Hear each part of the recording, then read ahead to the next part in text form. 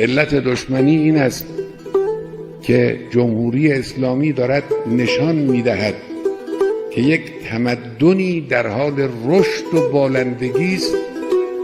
ضربه خوردند در درجه اول برای اینکه لقمه چرب و نرم ایران از دستشون رفت.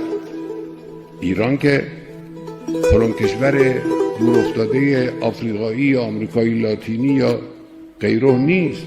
ایران قله موقعیت راهبردی جغرافیایی است در دنیا. کمتر سرزمینی به قدر ایران دارای ثروت‌های مادی و توانایی‌های گوناگون است. خب 40 سال گذشته است. 40 سال زمان زیادی نیست.